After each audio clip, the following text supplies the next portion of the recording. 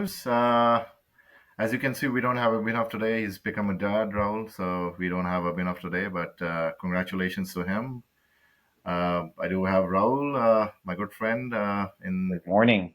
Robotaxi is quite an interesting topic, Rahul.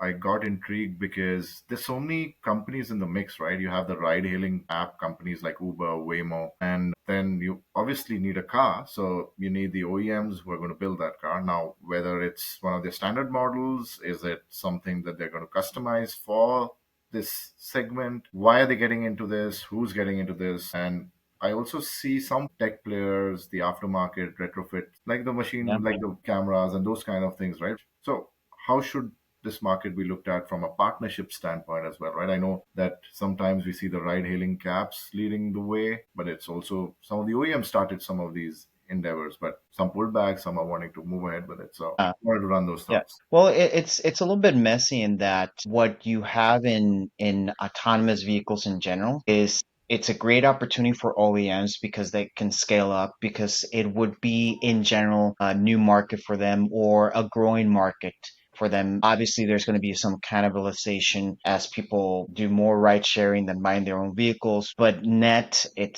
should be positive. However, the biggest thing is, and it's tied a little bit to your question about the, you know, technical partnerships. The main problem that the OEMs face is that we're talking about software defined vehicles. There is no way to get around the fact that autonomous vehicles means that the level of software in the vehicles plus all the hardware that you need, right, has to be there. And so we've talked about this in the past, but how many OEMs are out there that you can say, wow, these guys really know their software, they really know how to integrate it, etc. So economies of scale for sure, new revenue for sure, but it's very, very hard. General for OEMs is very hard. And obviously, or I shouldn't say obviously, but this would also pull in a lot of the people that are already in the technology of different new kind of sensors like lidar, cameras, etc. Because you need the tier one supply base to support you, right? Because now you're talking about vehicles that will have on average more sensors than the average car, etc. So it's a great opportunity, and people like Uber are leading the way, but it's hard for OEMs. It's just hard. I like that thought because it has to be tested out, right? And I'm not Mhm. saying, and to your point, not to be tested out only from a ride hailing side of business. It is like, hey, have these vehicles become a reality today, even say on the passenger side? Have we started seeing a lot of these vehicles, right? And I know there's a lot of regulation as well around it that will challenge this as well because you're now you're talking about driverless, you're talking about those kind of, and if it's software, there could be software glitches, there could be issues, so it has to be fully tested out, right? But what do you feel with the sentiment? Because we know there are these autonomous vehicles today, passenger vehicles, Tesla, their vehicles today. So what's the sentiment? Everyone doesn't own a Tesla. That's still a small segment. But then Yeah. to then say that, okay, hey, will I sit in a cab that is going to be driverless? And we have the examples of Waymo, and with the one-off cases, a person went round and round a parking lot for like, and he missed his flight. So, but anyway, those things aside, we can, Yeah. yeah. I think the sentiment is hesitation, and obviously there's a hesitation from the consumer, right? When there's something new, there's hesitation around electrical vehicles because of the charging infrastructure. There's hesitation everywhere, but I would argue there's also hesitation in the industry itself because yes, OEMs, again, there's a hesitation of can I actually figure this out? Can I figure out the software, or better yet, can I embed enough intelligence, think AI Mhm. intelligence into the vehicle in such a way that it can do all the things that I need it to do in a safe way. There's also some hesitation because right now, in general, there's two philosophies out there. There's the tel philosophy, which is low cost, but then everything is based on cameras. Mhm. Okay. And I personally don't agree with that approach, and I can tell you a lot of reasons. And then the other approach is a lot of sensors, but then they become expensive because you have sensors like LiDAR that are still pretty Mhm. expensive, plus cameras, plus, plus, plus, plus. So you can argue that they're going to be more secure, right? But then you also have to think about it's now more complicated because now you have different inputs coming into the brain, to the vehicle Right. so that the vehicle can make decisions. So it's there's no like silver bullet or anything. And also, I think there's a hesitation in terms of how much investments can be made and will be made.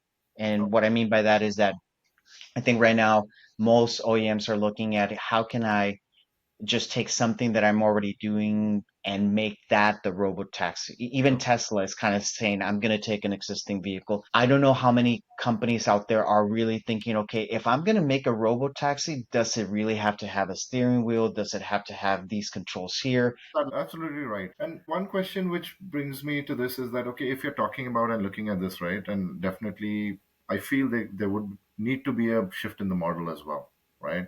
Mhm. Because if you're looking at a lot of these ride hailing apps today, it's the people who own the cars. The Mhm. asset is owned by the people, right? And this is just connecting, it's a ride share, right? It's connecting everyone. So are we saying that the model flips to then now owning these assets or renting out these assets, or where are we getting to with that? Because fundamentally you're now Yeah. changing the way the model works as well, right? So it obviously puts a lot of people out of jobs, but then it brings this. So can we then own the cab to then put it somewhere, or is it these companies own it? And it's going to be interesting because what you're really asking is what's going to be the behavior of drivers and people in general in terms of investments, right? Yeah. Because it could be a good investment the same way taxis were a good investment, right? I know people, not currently, but people in the past where they would purchase different vehicles and they would convert them into taxis and they would do a good living, right? They hire the drivers, etc. So you can imagine there would be entrepreneurs, solopreneurs thinking about this in terms of Mhm. investments. Obviously, for companies like Uber, et cetera, it's going to be a great investment because oftentimes the cost of the operator, the driver, is the biggest Right. piece of the operational cost, right? So there's going to be an investment in that. What's going to be very interesting is to see people that is the average person, people that only use their vehicle 5% of the time, right? Because it's mostly parked at your house or at your work, Yeah. are those people going to say, you know what, I want to make some money and I'm willing to, when I drive back home to have a lower state of charge in my vehicle, I'm going to let complete strangers That's a yeah. inside my car with my other stuff for hours and hours and hours? That is going to be a very interesting question that I don't know the answer.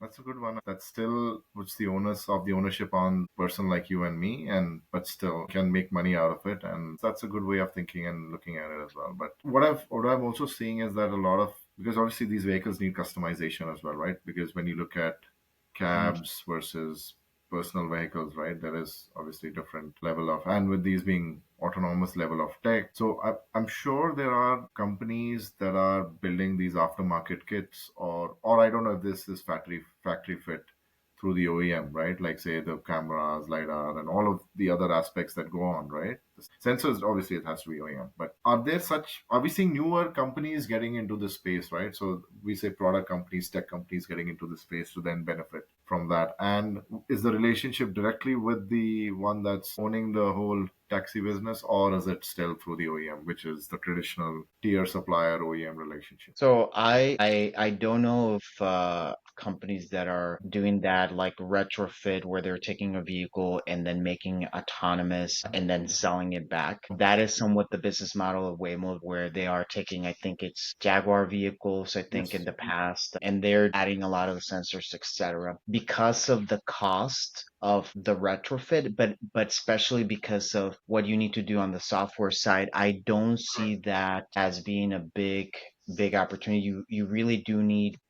a lot of expertise around the software side. Yeah, and again, I think because of the hesitation in the market, I don't know how many. I mean, I'm sure there is someone out there. That's the great thing about the automotive industry. There's always someone trying to solve a problem that you just figured out was a problem. So I'm sure there's someone out there, but in general, I would say there's too much hesitation around the Okay. future of autonomous vehicles. Great to discuss autonomous vehicles in a segment that is close to us, which is all of us do taxis, right? So, personal question to you: Would you hop on, or have you hopped on one of them, or would you do that? I haven't, but I would because I believe that everything you do in life is risky. So what's one more risk? Okay, so what the experience, I right? would really like to hear what you think about this topic, Nicole. Yeah, so I'd say that personally, I'd hop on one of them for the experience. I definitely am a big fan of a lot of this future tech, right? And since we are witnessing and experiencing this firsthand, why not embrace it, right? So I know there is sort of a lot of ventures that started out with OEMs leading the way as well, right? There's like the GMs. I think some of them pulled back as well. Volkswagen, GMs of the world doing quite a Hmm. bit, but I definitely feel that when these partnerships, I think this is the start of something.